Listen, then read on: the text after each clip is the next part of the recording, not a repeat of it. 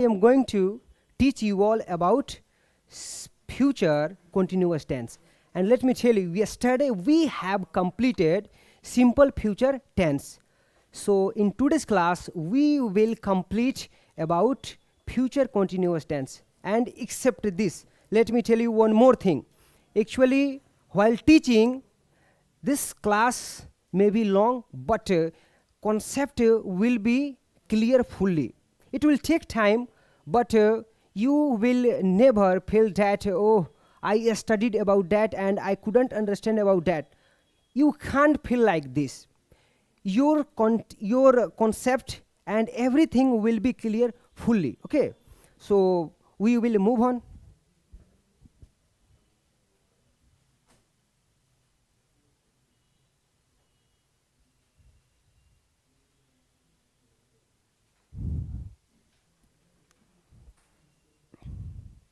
Actually, before teaching anything, let me tell you one thing. Who will tell me what is simple future tense? You must tell me. Mr. Sartaj, you should tell me. Yes, stand up. Try to tell. What is simple future tense? Try to tell. And Mr. Asif, stand up. Give me two examples of simple future tense. Yes. हम लोग काम करेंगे. We will work. They will go there. Okay. मैं अपने लिए काम करूंगा. I will work.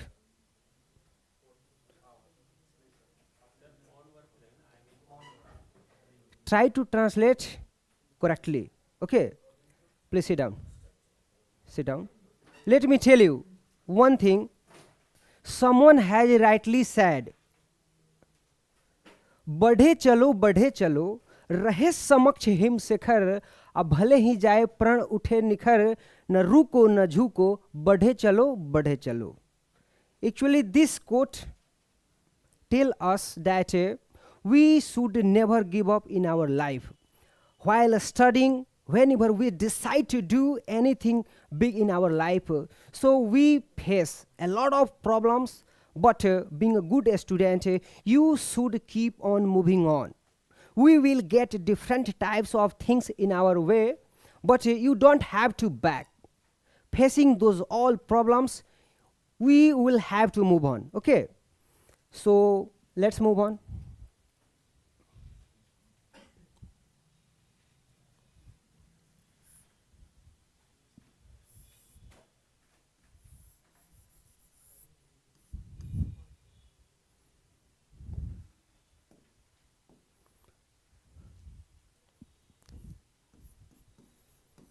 Future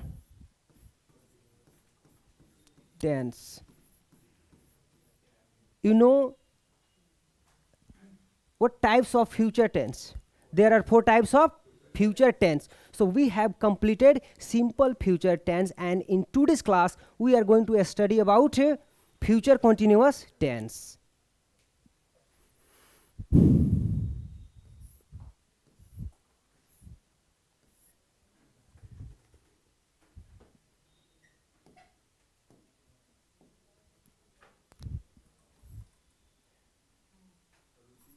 Simple future tense, and actually it is good. Let me change the color of pen. And future continuous tense, future perfect tense, and future perfect continuous tense. So right now we are going to complete this one, future continuous tense. Second number, future continuous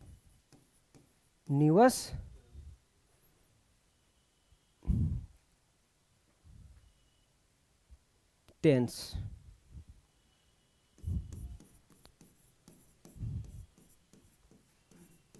Now write the definition of this.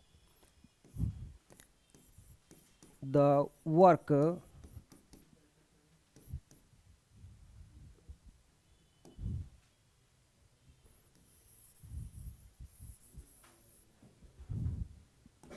the work that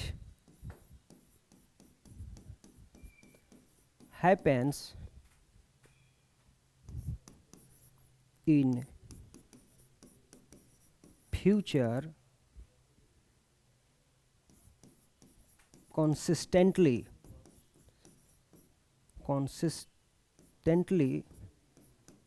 is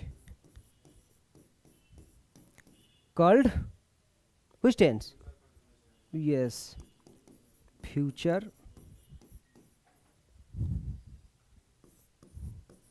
continuous tense.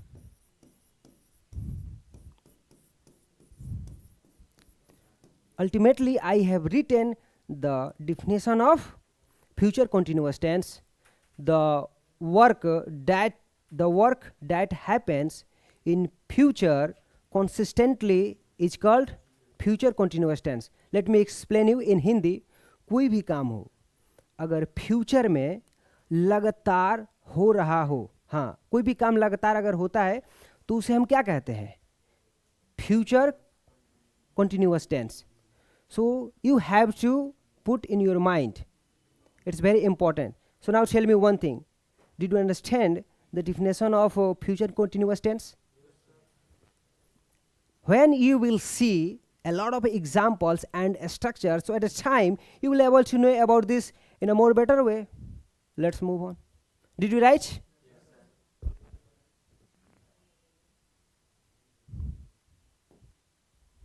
Now see.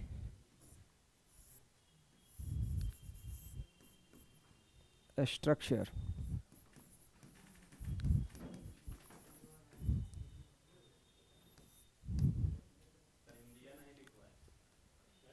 Yes, I will have to write that.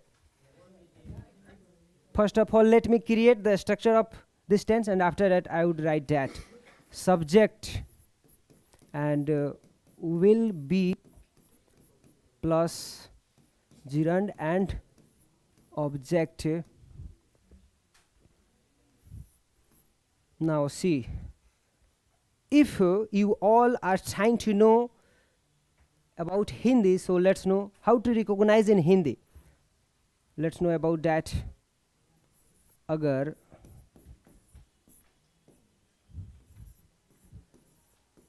Hindi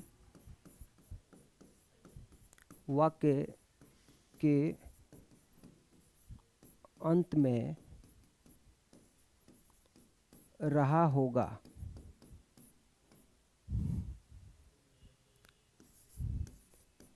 रही होगी, रहता है तो वह future continuous tense में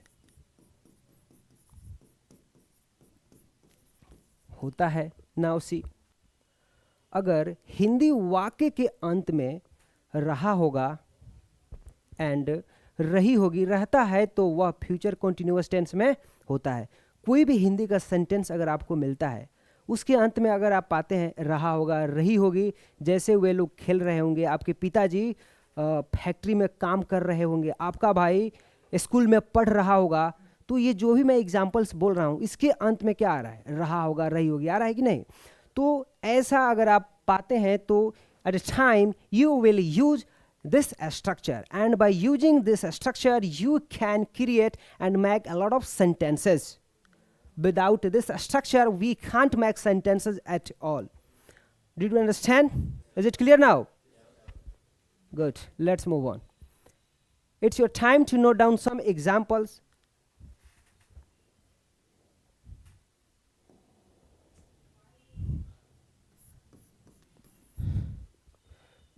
Now see example. मेरा दोस्त, start writing with me, मेरा दोस्त काम कर रहा होगा, कर रहा होगा।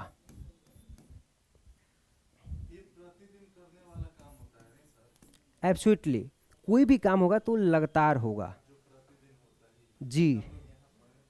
हाँ, ये कोई ज़रूरी नहीं है जैसे कि आप यहाँ पे अभी आप पढ़ रहे हैं, तो जैसे आपका कोई भाई है तो वो फैक्ट्री में काम करते हैं कहीं, तो आप बोल सकते हैं कि वो काम कर रहे होंगे, अभी पटना में काम कर रहे होंगे। चाहे आपके पिताजी खेतों में काम कर रहे होंगे, तो कोई भी जब काम होगा तो लगातार होता है और उसके अंत में होता है रहा होगा, रही होगी। Did you understand Prince? Please try to understand and do not talk to anyone. वह लड़का पढ़ रहा होगा। थर्ड एग्जाम्पल, वे लोग लड़ाई कर रहे होंगे।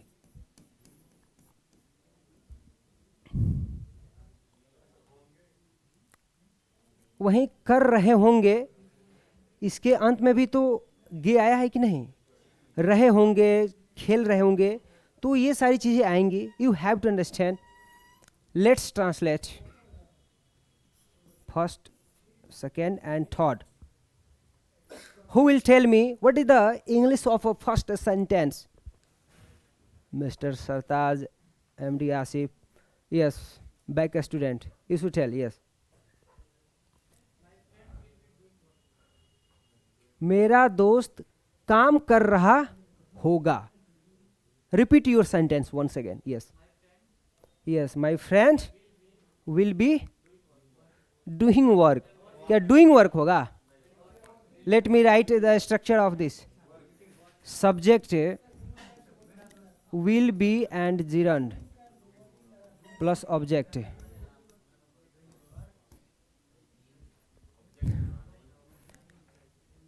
स्ट्रक्चर को देखिए, सब्जेक्ट है will be and gerund and object. Now see, मेरा दोस्त काम कर रहा होगा, तो मेरा दोस्त तो एक साथ होगा। माई फ्रेंड विल बी, अब यहां हम डू का यूज नहीं करेंगे। अगर यहां पे ऐसा होता कि मेरा दोस्त अपना काम कर रहा होगा, so at a time we use yes, so at a time we use do, तो my friend will be working हो जाएगा केवल। First sentence is clear. Now sit down. आइए देखते हैं दूसरे को। वह लड़का पढ़ रहा होगा। Who will translate this one? Yes, tell me.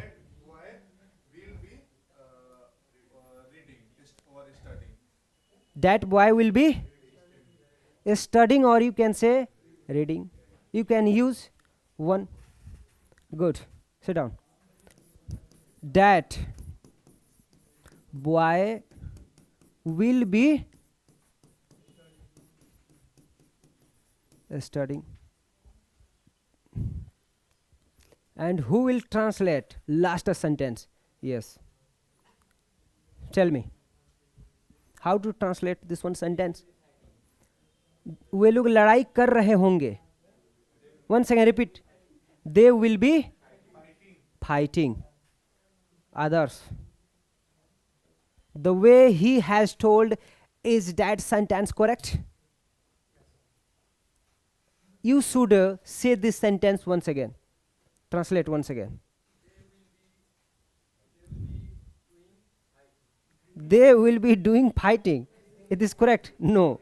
Try to make sentence correctly. Can you translate? Sit down. आप बताइए। They will be. And now आप खड़े हो जाइए। आपको बताना है कि will be के बाद हम जिरंड का यूज क्यों कर रहे हैं। जैसे इन्होंने कहा कि दे विल बी फाइटिंग, तो विल बी के बाद हम जिरंड का यूज क्यों कर रहे हैं? बिफोर है, बिफोर है कि जिरंड है कि वर्ब का चौथा रूप है? हम इसलिए यूज कर रहे हैं क्योंकि जो आपका ये स्ट्रक्चर है तो उसमें इसका यूज किया गया है। विल बी के बाद हमेशा अगर वर्ब आता है तो उसके साथ हम आईएनजी का यूज करते हैं। अगर हम यूज नहीं करेंगे तो आपका सेंटेंस पूरी तरीके से वो क्या हो जाएगा? गलत हो जाएगा। Good, sit down. Now let's C, they will be fighting. Now see, so now tell me, did all of you understand about this? Try to understand, okay? So I give you more examples. Okay, let's make some sentences as negative. How to make negative sentences? Now see,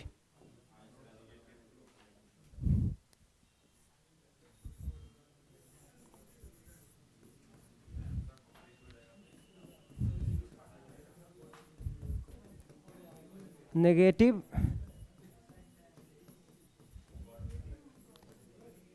sentences। Structure की बात करें, subject will and then not, and after that be and then gerund and object।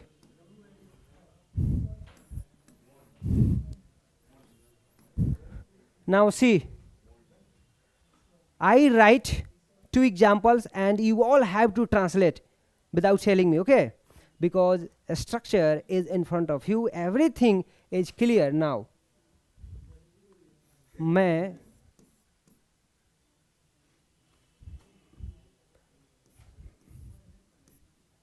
मैंने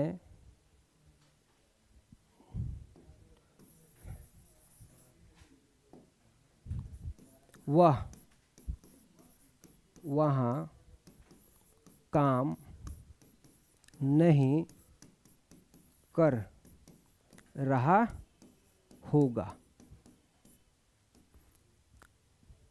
वह वहाँ काम नहीं कर रहा होगा। ट्राई टू ट्रांसलेट सुन, first and second.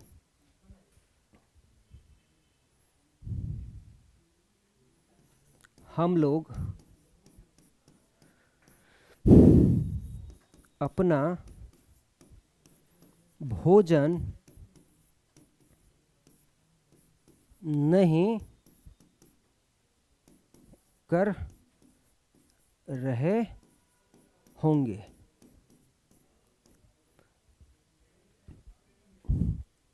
Only two sentences. Try to translate soon. First, वह वहाँ काम नहीं कर रहा होगा, and then second, हम लोग अपना भोजन नहीं कर रहे होंगे। भोजन नहीं कर रहे होंगे इसका मतलब ईट का यूज करेंगे। यहाँ पे करने का मतलब वही हुआ कि खाने की बात हो रही है, तो हम लोग अपना भोजन नहीं खा रहे होंगे यहीं, तो यहाँ ईट का यूज करेंगे। अब आपको ये नहीं समझ लेना है कि करने की अंग्रेजी हम डू लिखेंगे, so that will be wrong. Now try to translate.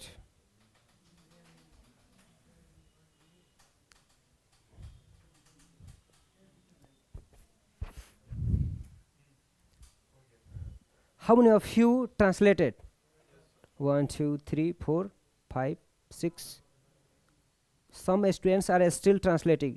The students who have not met these all sentences, try to translate soon, so that they will able to match from my sentences. First, second.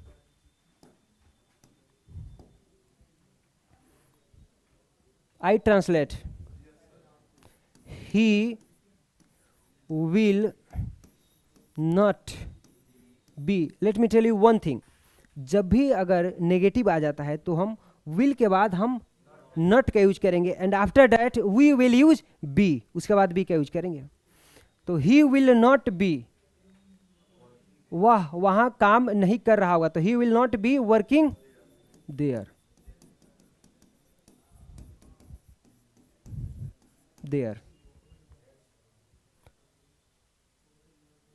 Second, हम लोग अपना भोजन नहीं कर रहे होंगे तो we will not be eating our food. We will not be eating our food. Now see, try to match your sentences from my sentence. He will not be working there.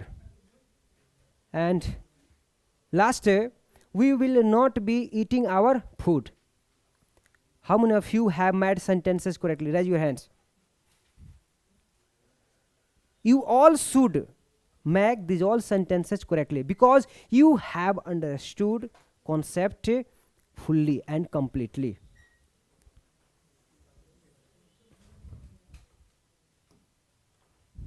कल मैंने आपको बताया था कि किसी भी सेंटेंस को 6 form में हम बना सकते हैं, तो इसे भी बना सकते हैं।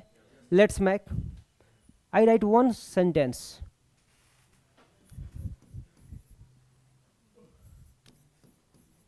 रानी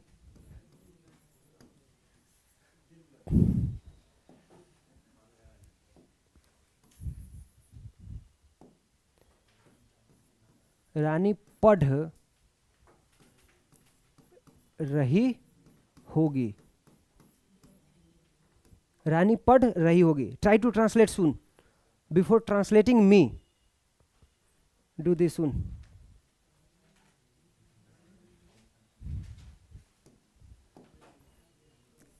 one, two, three, 4, 5 and 6.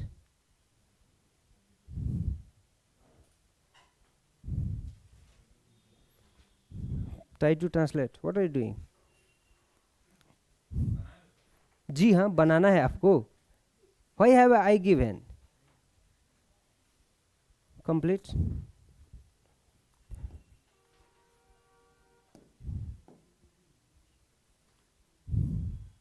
Affirmative, negative, interrogative WH word and negative WH word. So ऐसे करके आप बना सकते हैं। Try to create soon.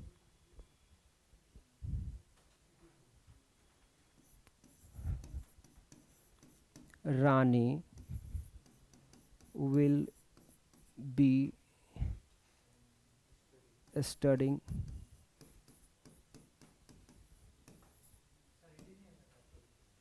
why not, you can write that as well. Good. यहाँ पे देखिए, अगर आप चाहते हैं कि हम रीडिंग का यूज करें तो भी होगा। Reading, you can use either of them. Rani will not be reading चाहे studying. Third, क्या रानी पढ़ रही होगी? तो हम क्या लिखेंगे? Will रानी be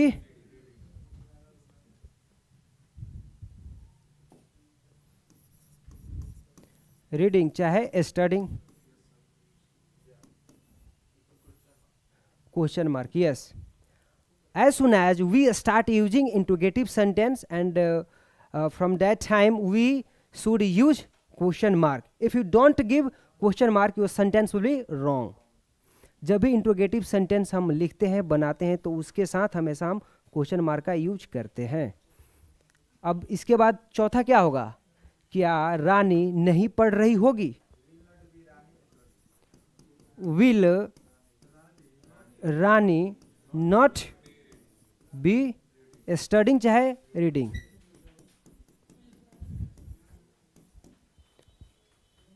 अब WH वर्ड में हम किसका यूज करें? Why का कि how का यूज करें? कल तो मैंने why का बताया था, देखते हैं कैसे. हाउ, दोनों से एक एक बना लेते हैं. How will, 1 minute, how will Rani be studying. अब रानी क्यों नहीं पढ़ रही होगी? Who will translate last? Mister Asif, yes tell.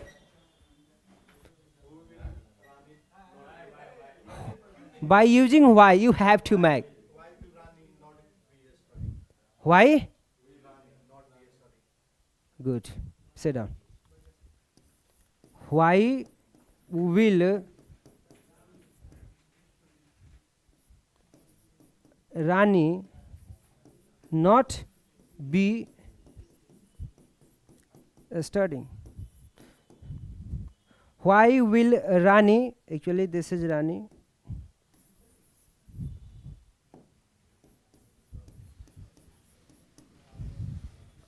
Why will Rani not be studying?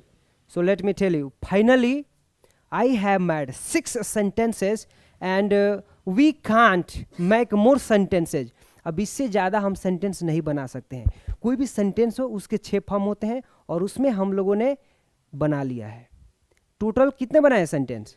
अब इससे आप चाहते हैं कि हम और इसमें बनाए तो अब नहीं बना सकते हैं। ये 6 फॉर्म होते हैं। अब इसमें हम प्रीपोजिशन का, कंजंक्शन का यूज करके हम बना सकते हैं।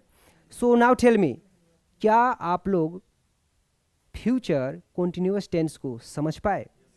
क्या आपके मस्तिष्क में पूर्ण रूप से ये चीज़ें समझ में आ चुकी है? देखिए थोड़ा समय लगता है बट ये कंप्लीट हो जाता है।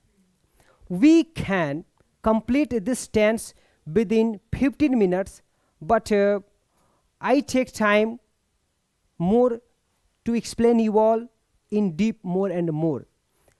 It takes time, but any concept will be completed brilliantly and perfectly. Let's move on. Now let me tell you one thing. अभी हम लोग फ्यूचर टेंस जो है आपका, simple future tense and future continuous tense complete कर चुके हैं। अब कुछ मैं आपको WH वर्ड देता हूँ, उसका यूज करके आपको सेंटेंस क्रिएट करना है। Okay, and after that I will leave you. What is time? We have time more.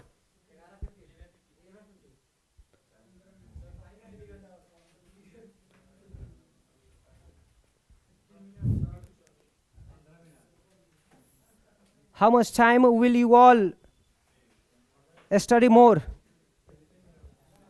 Now let's C.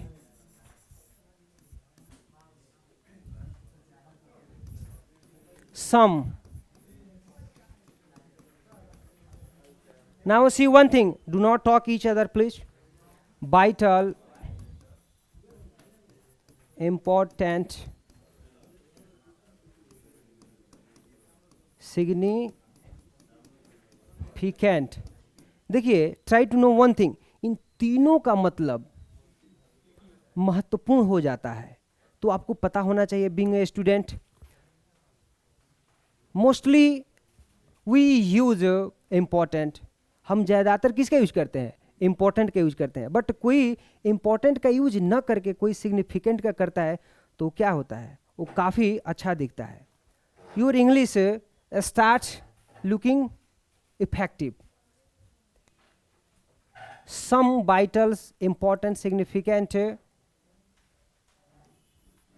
WH word.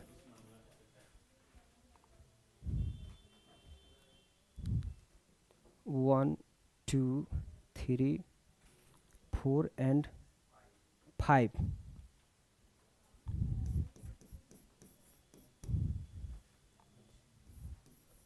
Which, with whom,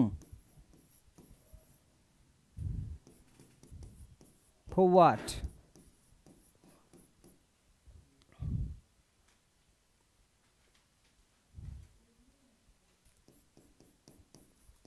whom and whose।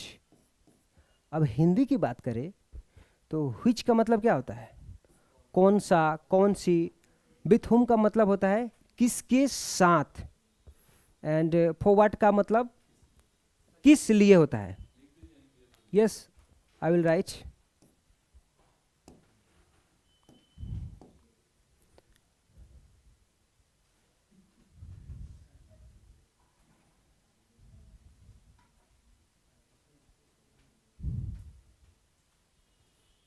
मैं यहां पे लिख देता हूं, ओके। विथ हुम का मतलब किसके साथ, फॉर व्हाट, किस लिए, किस लिए, हुम किसे, चाहे किसको। नेक्स्ट, हुज का मतलब होता है किसका, किसकी, किसका, किसकी। व्हिच का मतलब कौन सा, चाहे कौन सी होता है। It's your time to use this all WH word in making sentences. See one sentence.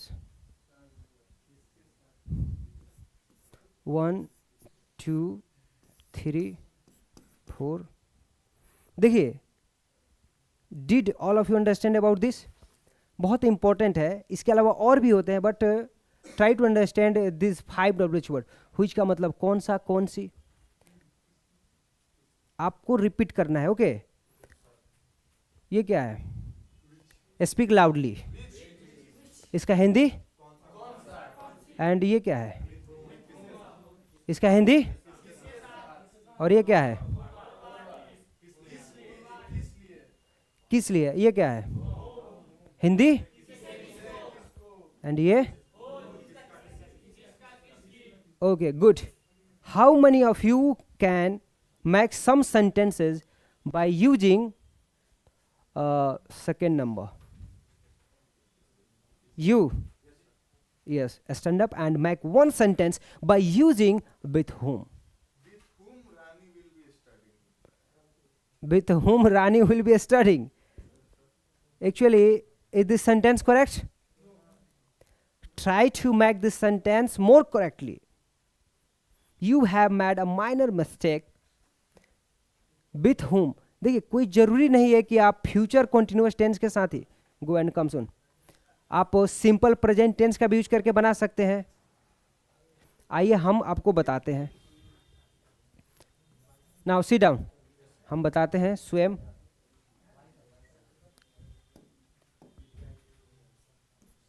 देखिए, with whom will,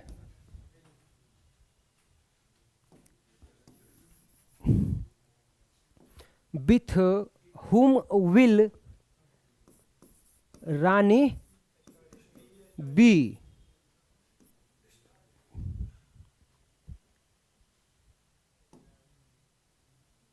With whom will Rani be studying हो गया, लास्ट में क्वेश्चन मार्क। तो अब हुआ ये सही, रानी किसके साथ पढ़ रही होगी? Sit in a good manner, it's not your house. तो with whom will Rani be studying, मतलब रानी किसके साथ पढ़ रही होगी। अब एक चीज और बताइए, आपके पिताजी किसके साथ काम कर रहे होंगे पटना में? आप लोग बना सकते हैं।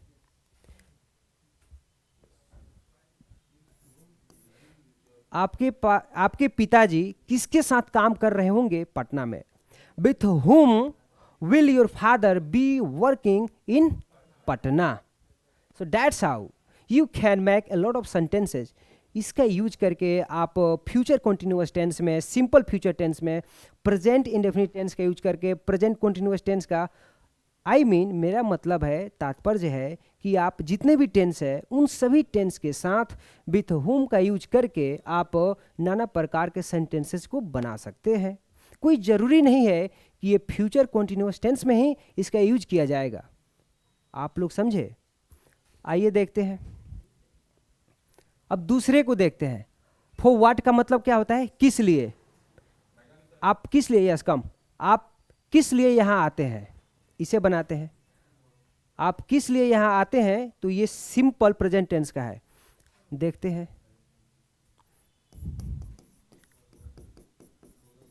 For what do you come here, here यहाँ, for what do you come here.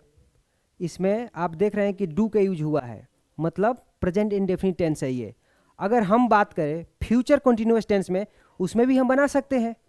आइए देखते हैं, किस लिए आप पढ़ रहे होंगे, किस लिए आप पढ़ रहे होंगे, इसकी अंग्रेजी क्या होगी, फॉर व्हाट। देखिए नया है तो आपको नोट डाउन करना चाहिए। For what will you be studying, for what will you be studying, किस लिए आप पढ़ रहे होंगे। हाँ, ऐसे बनाएंगे। अब ये समझ में आई। तो अभी हम लोगों ने विथ हुम का फॉर व्हाट का यूज करके सेंटेंस बना चुके हैं। अब देखते हैं हुम अच्छा है हुज से कैसे बनाए। Should we move on, did you write? If you have not written, try to note down and then we should move on.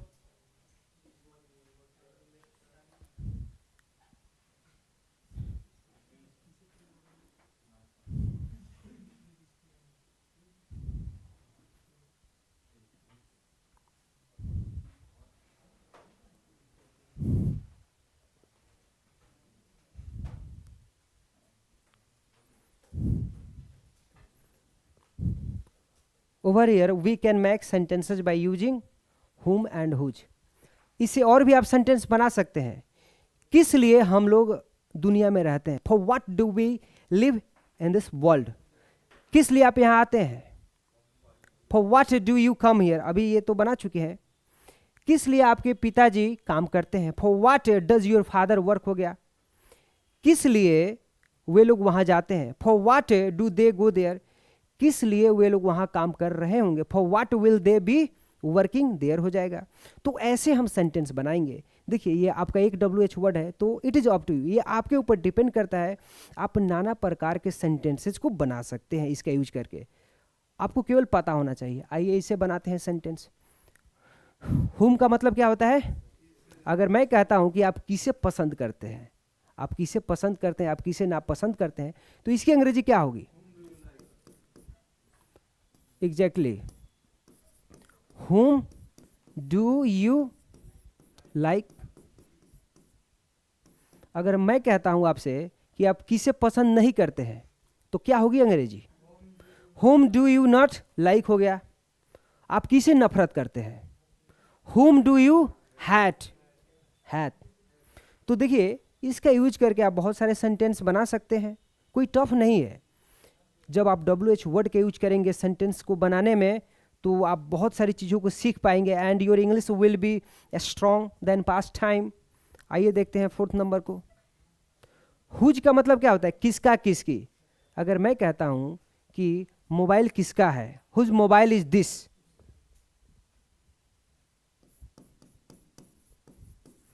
Whose mobile is this,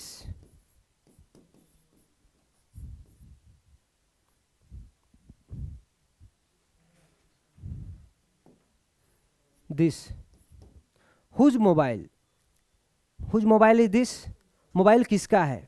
घर किसका है, हुज हाउस इज दिस, या घर किसका है, तो कैसे बनाएंगे, whose house is this. My dear students, let me tell you, by using this all WH word, you can make a lot of sentences. It is up to you completely. So now tell me one thing. Did you all understand about this all WH word? क्या आप लोग समझ पाए कि इसका use करके आप कैसे ज़्यादा से ज़्यादा सेंटेंस बना सकते हैं। बहुत सारे सेंटेंस बना सकते हैं। आप जो पढ़ चुके ना टेंस, जो आपका प्रेजेंट टेंस हो गया, वो 4 प्रकार के होते हैं, उसमें भी आपको यूज करके आप सेंटेंस बना सकते हैं। So it seems to me that watch is telling us that we should stop studying here. So in last, I would like to say to you one thing: always, always do hard work and never give up in your life. Keep practicing, keep revising, and always respect elderly. Trust yourself and keep doing hard work. So I hope you all have understood regarding these all concepts, and thank you very much for studying about this perfectly, and see you tomorrow. Thank you very much.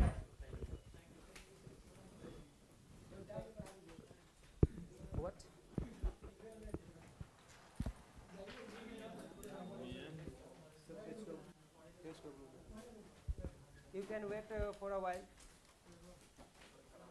अभी आप लोग कुछ पूछ रहे हैं?